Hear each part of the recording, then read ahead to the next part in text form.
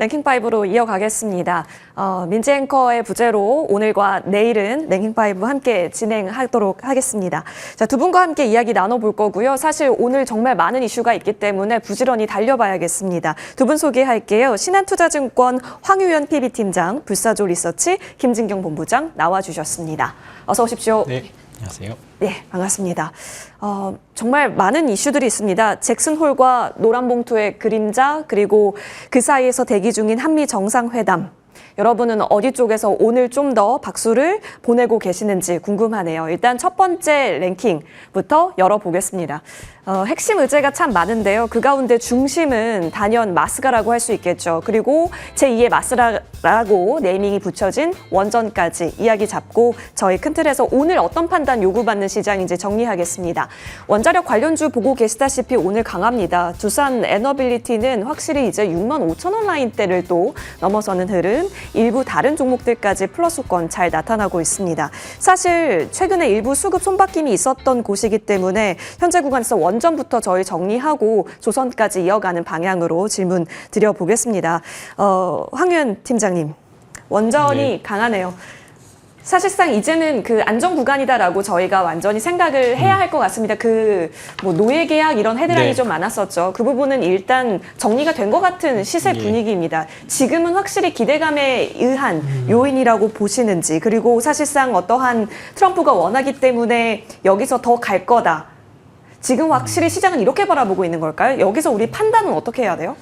어려울 때는 사실 뭐 정치적인 해석이나 뭐 실적에 대한 해석으로 놓고 보면 해석이 아마 분분할 겁니다. 해석. 누군가는 여전히 매수 기회라고 생각하시는 분들도 있을 거고, 누군가는 이제 오늘 밤 한미 정상회담 이후에 세론이 나올 수도 있다.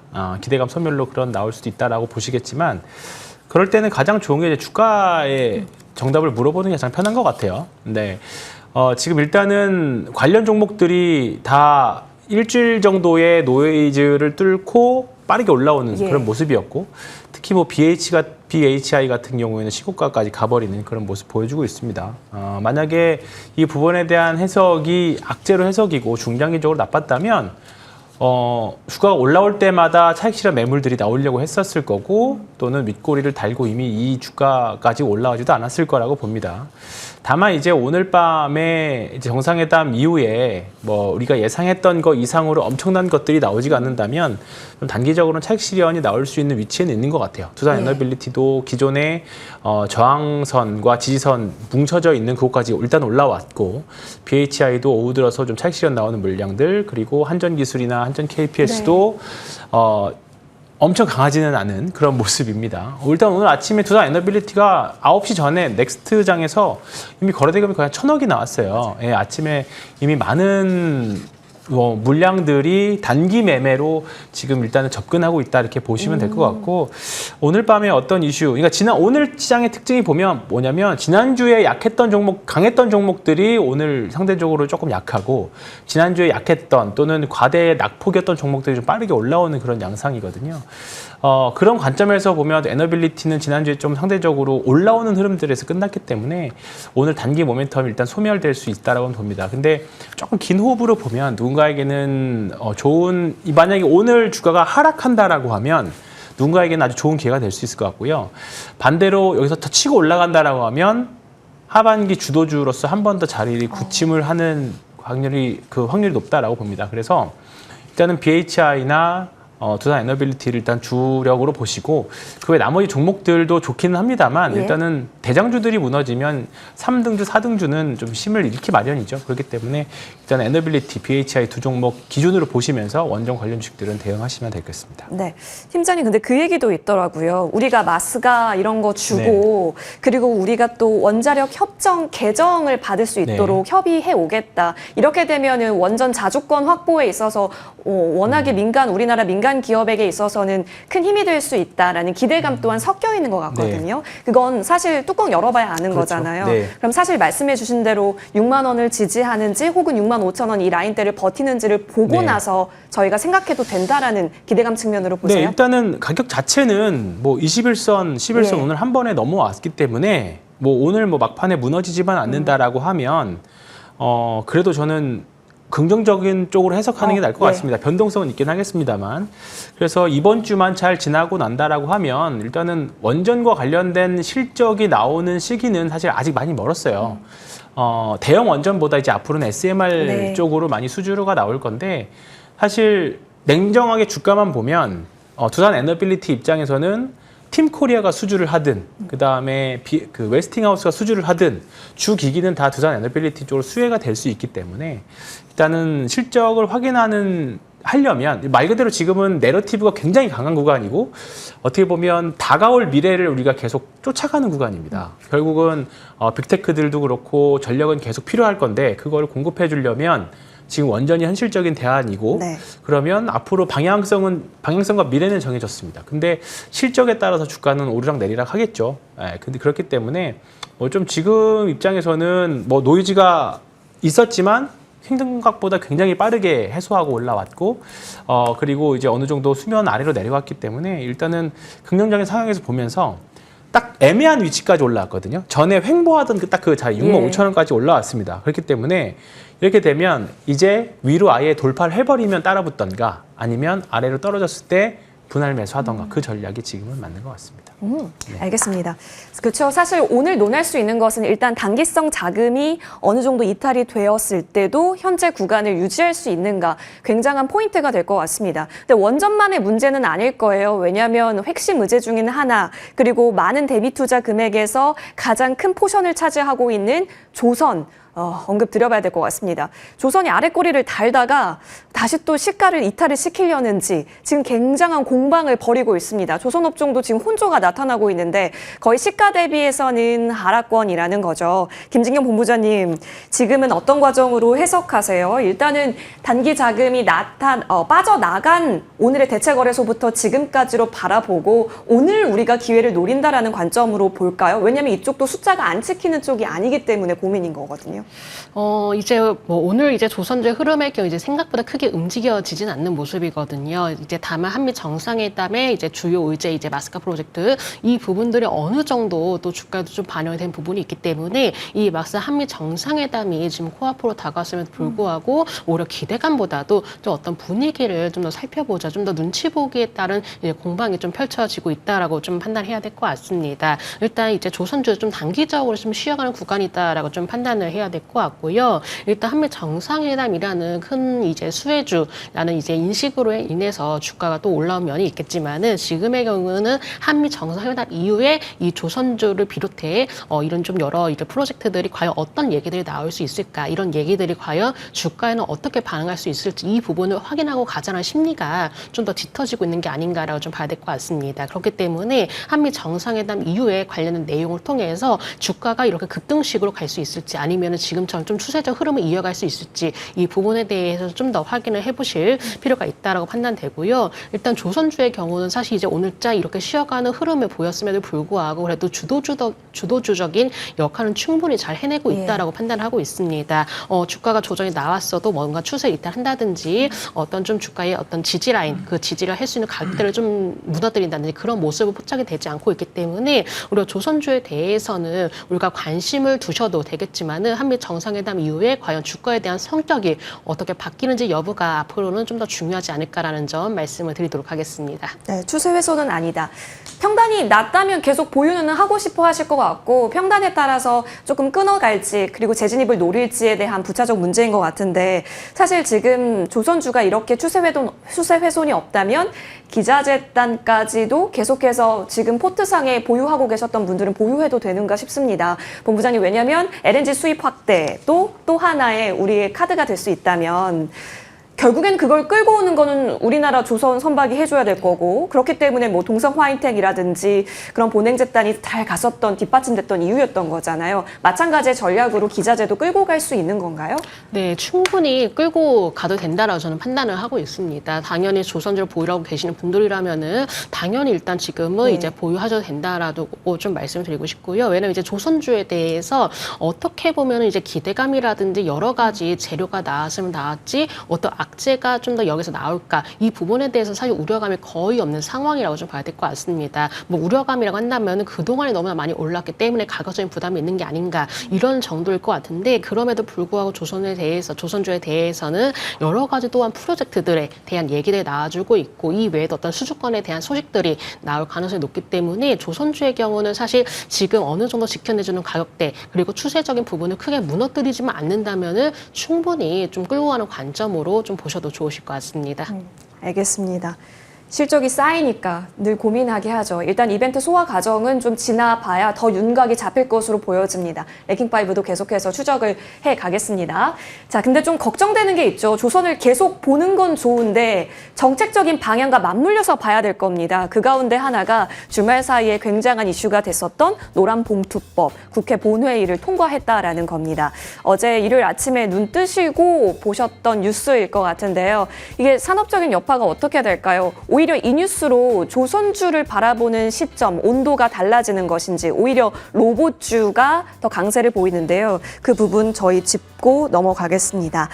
황현 팀장님, 결국에는 통과되면서 지금 또 해석의 영역이 되었습니다. 네. 보안 입법이 필요하다라는 부분, 이런 너무 산업 각지에서 영향력들이 많이 나오고 우려의 소리가 많이 나오니까 보안 입법이 필요하다라는 얘기가 나오고 있습니다. 일단 조선주가 한번 밀렸었을 때 노란봉투법이 껴서 밀렸었던 때가 있었거든요. 그래서 이번에도 한미 정상회담 기대감과 노란봉투법 사실상 대결 구도입니다. 우려의 요인이라고 보세요? 우려 요인이었으면 특히 자동차가 더 많이 밀렸을 거라고 봅니다. 예. 일단은 뭐 조선이야 지금 워낙에 전 세계에서 가장 많이 관심 갖고 있는 섹터 중에 그쵸. 하나죠. 우리나라 조선은. 근데 이제 반대로 현대차, 기아차 같은 경우에는 항상 강성 노조 때문에 주가 발목을 잡았던 케이스들이 몇 번 있었고 노란봉투법 때문에 사실 지난주에도 계속 우려 섞인 목소리는 있었습니다.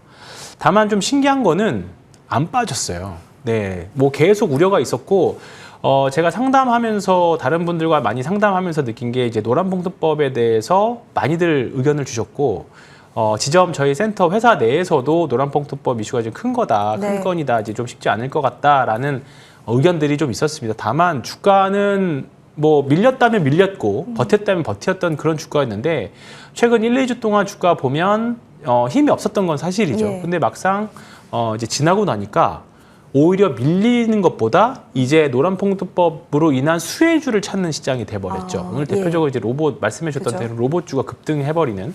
근데 지금 시장 자체가 약한 시장은 아니고 반대로 호재든 악재든 재료 소멸의 시장이 좀 센 것 같아요. 그래서 아까도 원전과 관련해서도 사실 오늘 오늘 협상회 이후에 좀 주가가 좀 밀릴 수도 있지 않을까 생각이 드는 게 호재든 악재든지 간에 우리가 이게 기정사실화가 돼버렸을 경우에 이제 반대로 주가는 움직여버리는 그런 양상이 있죠. 오늘 반대로 조선주 같은 경우에는 안 움직이잖아요. 차라리 이게 그럼 이렇게 된다라고 하면 회담 이후에 좀 주가가 더 갈 수 있지 않을까라는 생각도 해본.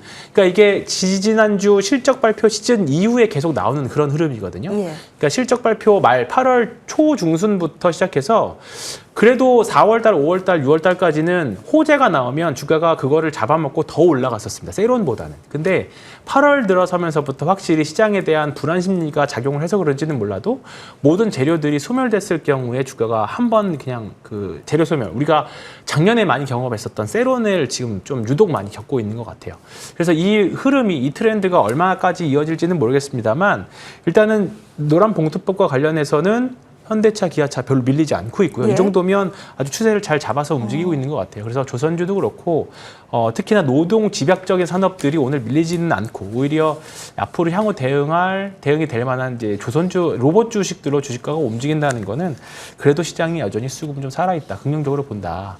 지금 외국인들의 지금 매매 행태도 보면 예. 시장 전반적인 행태들을 보면 매크로적인 환경 또는 국내 이슈에서 좀 뭔가 어디로든 악재든 호재든 나오면 그쪽 방향으로 가겠다라고 지금 포지션이 잡혀져 있거든요.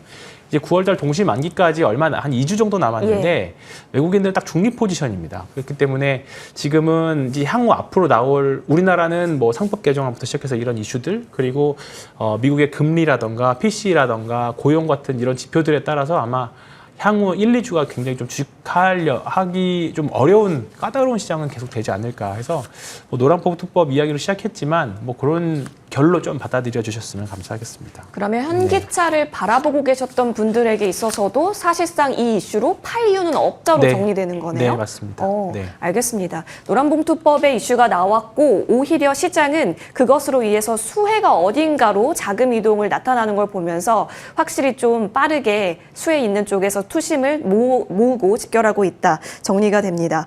재밌는 포인트입니다. 1, 2주가는 좀 어려울 수 있겠지만 여기서 나오는 메시지 잘 읽어야 되겠고요. 관련해서는 다른 정책으로 한번 넘어가 보겠습니다. 본부장님, 정책이 여러 가지가 있고 그중에 하나가 또 스테이블 코인입니다. 근데 요즘 스테이블 코인을 논한다라는 거가 사실 미국이 아닌데 스테이블 코인을 논한다라는 거가 의미가 있냐라는 해석도 나와서 그럴까요? 대형주보다는 오히려 코인 연관된 갤머트 같은 종목들 오늘 강하고 우기투, 우리기술투자, 갤럭시아, 머니트리 등등 강합니다. 물론 LG CNS 지금 2%대 보이고 있긴 하지만 멀리 보면 횡보권이거든요. 예, 대형주와 완전히 차별화되고 오히려 미투온이나 다날 같은 중소형 주단에서 더 활발한 움직임이 나타나고 있습니다. 자, 이럴 때 판단을 어떻게 할까요? 중소형주가 살아있기 때문에 수급 모인 쪽에서 가야 할까요? 아니면 대형주가 대기 중인 관점이다라고 읽어야 할까요?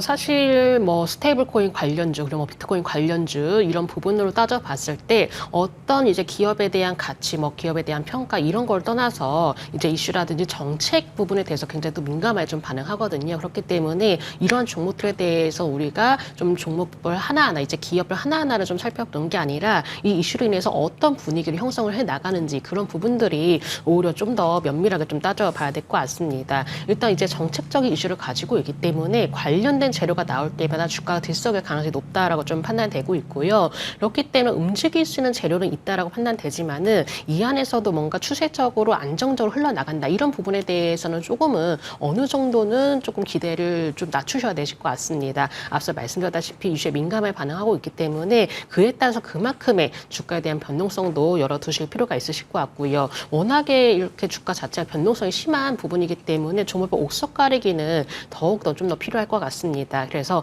지금의 경우는 일단 테마성 그리고 이슈에 따라서 움직이는 경우가 많기 때문에 오히려 우리가 뭐 종목을 이제 바라보면서 좀 길게 가져간다라는 관점보다도 차라리 좀 더 가볍게 움직여질 수 있는 중소형주에 좀 관심을 가지시고 이 재료에 따라서 움직이는 경우가 많기 때문에 이 재료를 이용한 매매가 필요하다는 점 말씀을 드리고 싶고요. 다만 이런 부분에 대해서는 우리가 뭔가 안정적인 관점으로 바라본다라기보다도 어느 정도 리스크를 감안해 줘야 되는 그런 부분에 투자가 필요하기 때문에 좀 트레이딩이 능하신 분들만 한번 좀 관심을 가지시는 전략이 필요하지 않을까라는 점 말씀드리도록 하겠습니다.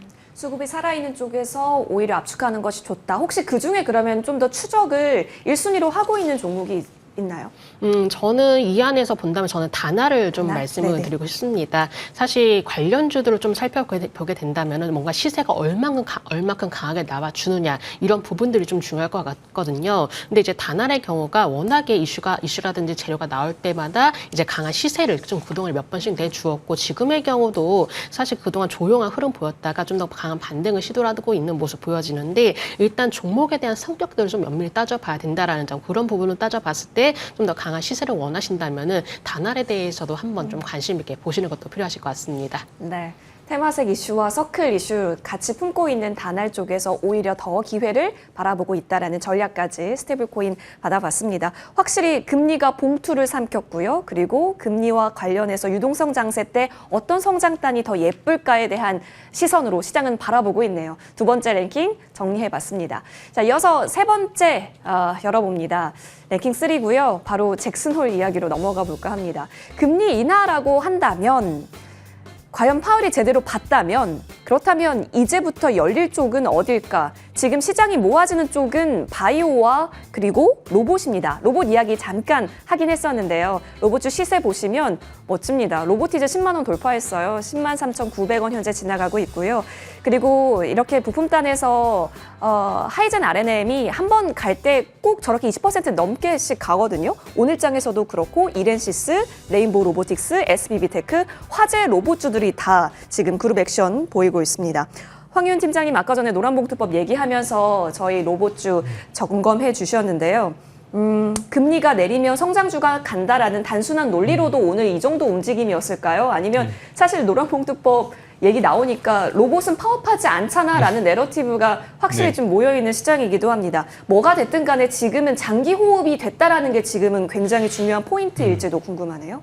일단은 시장의 모멘텀이 좀 사실 좀 부재한 상황이기는 해요. 뭐 사실 조선이나 뭐 지금 화장품이나 좋은 섹터들 좋긴 합니다만 사실 특별한 모멘텀이 있다기보다 그냥 추세적으로 계속 좋은 모멘텀이 유지되고 있다 정도인데 오늘 뭐 로봇 같은 경우에는 이제 확실히 좀 시장에서 받아들이는 강도가 조금은 다르죠. 예. 예, 그렇기 때문에 시장이 이쪽으로 좀 단기적으로 몰리는 그런 경향들이 좀 있다 이렇게 보시면 될 것 같습니다. 어차피 로봇에서 사실 실적 내려면 아직 사실 좀 멀었거든요. 지금 이런 류의 뭔가 다가올 미래를 우리가 이제 쫓아가는 형국인데 전기차도 한 10년 걸렸고, 네, 전기차도 한 2012년, 13년도에 이런 느낌이었다가 실제로 전기차가 이제 우리가 주변에 실제로 많이 돌아다녔던 거는 2021년, 2020년 되면서 주가가 엄청 폭등을 했죠. 근데 로봇은 아직까지 뭐 우리가 식당 같은 데 가면 서빙용 로봇 정도 볼 수 있죠. 네. 산업용 로봇이야 뭐 원래 있었지만 우리가 아직 일상생활에서 로봇을 정말 많이 바뀌었다라고 보기에는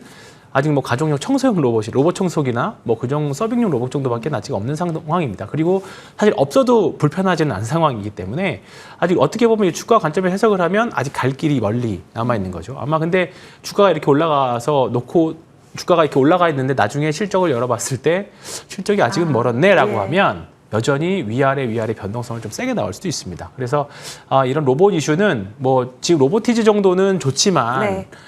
여전히 뭐 레인보우 로보틱스도 오늘 많이 올라오긴 했습니다만 여전히 주가는 아직 말해에 있죠. 그렇기 때문에 아직은 섹터별로 전반적인 섹터 액션이 나오는 아직 시기는 아니라고 봐서 없으신 분들한테는 어떻게 보면 향후에 또 좋게 살 수 있는 기회는 저는 충분히 있을 거라고 봅니다. 그래서 로봇 너무 서두르지 않아도 되고요. 오늘 시장에 모멘텀이 없기 때문에 좀 이쪽으로 좀 단기 스마트 머니들이 좀 몰렸다 이렇게 정도로 해석하시는 게 좋지 않을까 로봇 쪽은 그렇게 생각하고 있습니다. 그럼 팀장님은 네. 오늘 현금이 있다면 굳이 네. 로봇에는 네. 접근을 안 하겠다. 네, 지금 예. 한 2, 3일 순환매가 계속적으로 예. 예상되고 있고 이번 주에 또 엔비디아 실적 발표 같은 또 굵직한 이벤트들이 또 있죠. 분명 또 내일 모레쯤 되면 또 시장은 또 이제 그 눈치 보기 장세 또 들어갈 거기 때문에 급등한 주식들은 좀 매도하시고 단기 관점에서 또는 오늘 눌려져 있는 종목들, 오늘 음봉 나오고 있는 종목들 중에서 뭐 추세를 잘 살고 올라가는 종목들 중에서 매수는 그쪽에서 하시는 게 좋을 것 같고요. 매도는 오늘 좀 급등한 쪽에서 뭐 긴 호흡에서 난 상관없다라고 하시면 상관없는데 뭐 단기적으로 매매 좋아하시는 분들은 딱 그렇게 매매하기 좋은 환경인 것 같습니다. 알겠습니다. 제한적인 흐름으로 좀 바라보고 계시네요. 이 부분 점검해 보시면 좋을 것 같고 또 하나의 축 바이오로 가보겠습니다. 김진경 본부장님께 질문 드릴게요. 9월 확실화됐다라고 하니까 반응이 있는데요. 사실 오늘 왕년에 강했던 알보리팩과 ABL 바이오 쪽이 조금 더 강합니다. 지금 이 부분에 있어서는 뭘 더 중점적으로 볼까요? 하반기 금리 인하가 사실 된다라고 해도 PC가 있어. 또 고용 데이터 봐야 돼. 이런 쪽으로 가면 어떡하지에 대한 우려의 마음으로 봐야 돼요? 아니면 돈 버는 바이오텍은 다르니까 라고 해서 생각해 봐야 할까요? 아무래도 사실 이제 바이오주의 경우는 어떤 이런 이슈 조금 더 주변의 환경들보다도 개별적인 이슈가 더욱더 좀 중요할 것 같습니다. 물론 이제 금리 인하 이제 최대 수혜주 바이오주다 이런 얘기들이 많이 나와주고 있는데 사실 이런 이야기 때문이라도 오늘 좀 제약 바이오주들이 움직여지는 좀 경향도 보여지고 있고요. 또한 그동안 또 소외가 된 부분도 있었기 때문에 어느 정도도 관심도 조금 더 올려지고 있는 것 같습니다. 다만 금리 인하에 따른 영향들, 금리 인하에 대한 기대감 이런 부분들이 뭔가 지속적으로 이렇게 끌고 간다라기보다도 좀 더 단발성 이슈에 그칠 가능성이 높기 때문에 오히려 제약 바이오주의 경우는 사실상 이 개별 이슈에 굉장히 민감하게 반응하거든요. 어떤 뭐 일정이라든지 학회라든지 아니면 이제 신약에 대한 소식이라든지 이런 개별적인 모멘텀을 가지고 좀 더 강하게 움직여주는 부분들이 조금 경향들이 있기 때문에 오히려 제약 바이오주의 경우는 금리 인하도 물론 중요하게 좀 바라볼 수가 있겠지만은 일단 금리 인하에 따른 얘기들이 이미 나왔기 때문에 어느 정도 재료가 소멸되었다는 그렇다면은 지금부터는 좀 더 개별 이슈에 좀 더 집중하실 필요가 있다는 점을 말씀을 드리도록 하겠습니다. 네. 그러면은 그 개별 이슈라고 한다라는 게 사실 너무 많습니다. 그 중에서 좀 압축해 본다면 어디 주시하고 계세요? 저는 이제 이 안에서 본다면 이제 지금 이제 비만 치료제 관련주들을 네. 오히려 좀 관심 있게 보셔야 되실 것 같습니다. 사실 이제 제약바이오주 안에서도 좀 여러 가지 섹터들이 또 세분화가 되어 있거든요. 예. 근데 이 섹터들이 또 순환매가 좀 돌고 있습니다. 근데 이 순환매 과정 속에서 지금 이제 비만 치료제 관련주들이 관심이 또 모여지고 있는데, 왜냐하면 이제 그럴 수밖에 없는 게 이제 글로벌 관련 기업들 먼저 불려지고 있죠. 국내의 관련 업체들도 좀 과감하게 투자를 진행하고 있기 때문에 이 비만 치료제에 대한 어떤 시장에 대한 확대에 따른 기대감, 사실 주가가 올라가기 위해서는 뭔가 또 하나의 기대감이 좀 작용되어야 되는데, 이런 부분들이 비만 치료제 관련주들의 경우는 주가가 오를 수 있을 만한 이유가 된다라고 판단되고 있기 때문에 현재로서는 비만 치료제 관련주도 한번 관심 있게 보시면 좋으실 것 같습니다. 네. 장기지속형에 있어서는 사실상 비만을 빼놓고 설명할 수가 없죠. 제2의 펩트론이냐 이야기 나오고 있는 G2G바이오도 흐름 좋고요. 인벤티지랩 그리고 펩트론, D&D 파마텍 등등 흐름 보겠습니다. 자, 이어서 저희는 다음 랭킹 4위로 넘어가서요. 리튬 값이 올해 최고치를 경신했다라는 뉴스가 있어서인지 오전부터 2차 전지주의 움직임이 눈에 띄기도 했습니다. 근데 사실 2차 전지를 바라보는 것은 이전에 수급이 나와 있었기 때문에 쭉 추세를 만들어 간다라고 볼 수 있겠지만 전반적으로 큰 틀에서 먼저 저희 정리하고 들어가고 싶습니다. 황유현 팀장님. 반도체 바이오 2차 전지가 다 같이 오를 수 있을까? 그렇다면 2차 전지의 힘은 지금 어디까지 온 걸까부터 정리를 해야 될 것 같은데요. 아직은 조금 더 상승 여력은 저는 있어 보이긴 합니다. 근데 다만 이제 지금 올라가는 건 전기차 판매보다는 ESS, 그러니까 미국이 이제 중국에 이제 배터리 규제하면서 이제 그 빠져나온 공간을 우리나라가 그동안 준비했던 LFP 배터리들이 이제 미국 수출이 좀 본격적으로 수주가 나오면서 그 공간에 좀 어떻게 보면 약간 반사이익을 얻는 구조로 지금 올라가고 있는 거기 때문에 2022년, 2023년도에 급등했었던 그런 정도의 시세까지 가기에는 아직은 조금 더 확인해 봐야 될 공간들이 좀 많이 있습니다. 더구나 지금 중국이 구조조정이 올 하반기에 되고 있고 이게 마무리된다면 중국에 또 물량들이 또 쏟아져 나올 거기 때문에 이렇게 되면 최근 1년 정도, 1, 2년 정도의 좀 안 좋은 시기는 아니겠지만, 그 정도 과거처럼 올라가는 시기까지는 좀 어렵지 않나 일단 이렇게 보고 있어요. 일단 지금 시장에서는 양극재 위주로만 보시는 게 맞을 것 같습니다. 예. 에코프로비엠, 포스코 퓨처엠, LNF 이런 쪽으로만 주가가 올라가고 있고, 그 다음에 대형사들 위주로만 올라가는 쪽이기 때문에, 2차 전지가 과거에 모든 섹터가 양극재, 음극재, 최근에 엔캠도 전해액 같은 엔캠도 좋긴 합니다만 모든 섹터가 올라가는 시기가 아니죠. 그리고 그동안 기술 발전도 있어서 하향후 나올 소듐 배터리라던가 전고체 배터리들이 나오면서 시장에서 더 탄력받을 기업들이 생기고 또는 다시는 이제 주가가 올라가지 않을 종목들도 회사들도 생길 거기 때문에 이제부터는 2차 전지라고 해서 예전에는 2차 전지 관련주라고 하면 다 올랐지만 이제는 그런 시기는 아니라고 확실히 봅니다. 그렇기 때문에 편하시게 갈 거면 무조건 큰 회사, LG 엔솔이나 삼성 SDI 같은 큰 회사가 좋으실 거고 그게 아니라고 하면 그 다음 큰 회사들, 코스닥에 있는 대장주 위주, LNF나 에코프로비에, 포스코 퓨처엠 이런 종목들 위주로 보셔야지 지금 안 오른 2차 전지 찾아서 매수하시면 조금 상대적으로 소외될 수도 있습니다. 그렇기 때문에 지금 ESS 모멘텀, 그 다음에 단기 탄산 리튬 가격 급등의 그 상승에 따른 모멘텀 이 정도로만 보셔야지 이게 전기차가 모멘텀은 아니기 때문에 지금은 그렇게 해서 비중 관리를 좀 하셨으면 좋겠습니다. 그러니까. 그러면 팀장님 사실 여력이 있다라고 했는데 여기까지 왔으면 다 찼지라고 하는 기준을 그럼 어떻게 잡으시는 거예요? 아직은 주가가 이제 바닥에서 겨우 한 30% 정도 올라왔거든요. 30에서 40% 올라왔고 이거는 바닥에 30-40% 올라왔다는 건 이제 주가를 바닥을 확인하는 과정 정도예요. 그렇기 때문에 아직까지는 경험치 정도로 봤을 때는 얼마까지 더 갈지는 모르겠습니다만 조금은 보면서 대응하시는 게 맞지 않을까 싶습니다. 목표가를 정하기보다는. 네. 보통 한 30-40% 바닥권에서 올라오는 과정, 바닥 확인 구간으로 보는데 그 바운더리 내에서의 움직임 살펴보면서 뉴스를 잘 봐야 될 것 같습니다. 자, 김진경 본부장님께서도 그렇다면 2차 전지 가는 이유, 리튬과 양극 집단이 끌어준다라고 한다면 이쪽으로 주목하시는지요? 네, 일단은 뭐 리튬에 대해서 이제 많은 이야기들이 예. 나와주고 있죠. 워낙 이제 가격에 대한 부분도 이야기가 나와주고 있지만 가장 큰 부분들이 바로 이제 미국이 중국을 워낙에 많이 제재를 하고 있기 때문에 자연스럽게 리튬 가격에 대한 얘기들이 나올 수밖에 없던 거고요. 그렇다면은 지금 이제 리튬에 대해서 사실 어떤 미국에 이제 생산을 할 수가 없는 상황이기 때문에 또한 자연스럽게 우리나라 쪽에 대한 어떤 수혜 기대감이 나타나고 있다라고 좀 봐야 될 것 같습니다. 사실 이제 지금 당장의 분위기를 살펴봤을 때 미국과 중국 간의 어떤 좀 관계에 대해서 뭔가 완화가 될 조짐은 보이진 않거든요. 그렇기 때문에 아무래도 이제 리튬에 대한 소식들이 당분간 이어질 수밖에 없을 거고 이렇게 미국과 중국의 어떤 갈등이 당분간 이어지게 된다면은 사실 리튬에 대한 그 기대감 그리고 수혜에 따른 기대감 이런 부분들이 관련 종목들에게도 자연스럽게 이어질 가능성이 높다고 판단되기 때문에 리튬 관련주들의 경우는 우리가 지금도 충분히 관심 있게 볼 구간이라는 점 말씀을 드리도록 하겠습니다. 알겠습니다. 두 분의 의견이 압축되네요. 자, 양극재단, 특히나 이제 리튬 가격에 의한 움직임입니다. 체크해 보시면 좋겠습니다. 자, 이어서 저희 마지막 랭킹으로 넘어갑니다. 엔비디아 실적이 우리나라 시간 목요일에 있을 것으로 보여집니다. 황희연 팀장님, 사실 중요한 이유는 버블 때문에 있습니다. 뭐 사실 트럼프 대통령의 워딩 보면 버블 없는 것 같긴 한데 그래도 엔비디아 실적은 늘 중요하기 때문에 어떤 메시지로 지금 바라보고 계세요? IB 쪽에서는 목표 주가 올립니다. 네. 실적은 아마 잘 나올 걸로 보입니다. 예, 그리고 이제 더 중요한 건 가이던스인데 예. 워낙에 이제 빅테크 회사들이 캐펙스 투자에 대한 의지를 다 천명했기 때문에 올 하반기 실적까지는 괜찮을 거라고 봅니다. 이제 내년부터가 문제지.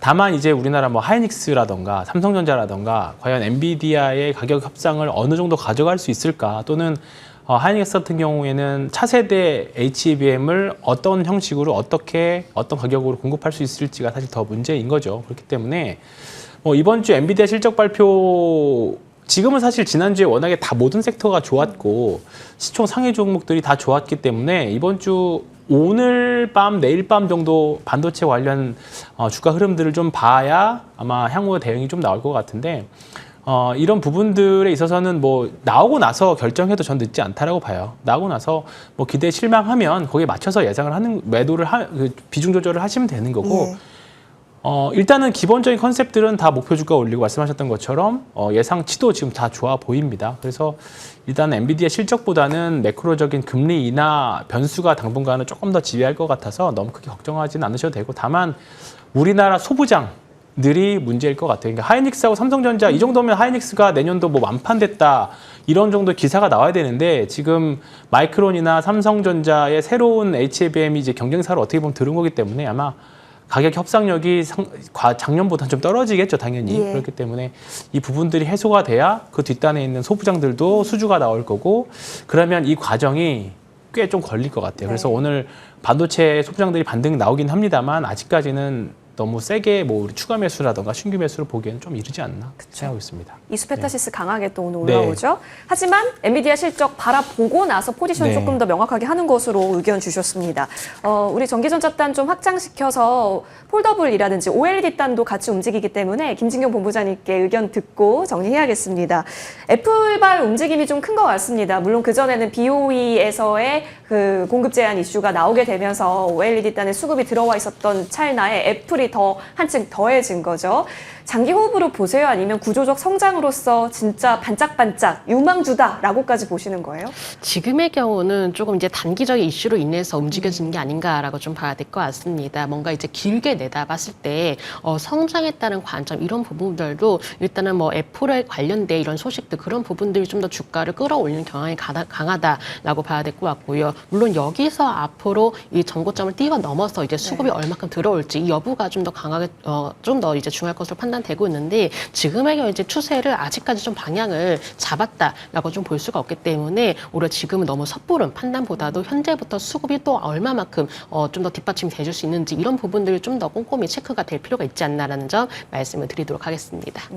여전히 지금은 그럼 우선순위는 없겠네요. 애플 쪽 관련주에 있어서는요. 저 개인적으로는 아직 우선소리를 네. 좀 찾기는 어렵다라고 좀 말씀드려야 될 것 같습니다. 의견 잘 들어봤습니다. 여러분 일단 시장 플러스권은 잘 지켜내고 3,200선 위로 올라왔죠. 외국인도 코스피에서 매수로 전환되어 있는데요. 오늘 끝까지 성투하시길 바라겠습니다. 황유연 PB팀장, 김진경 본부장과 함께했습니다. 두 분 나와주셔서 고맙습니다.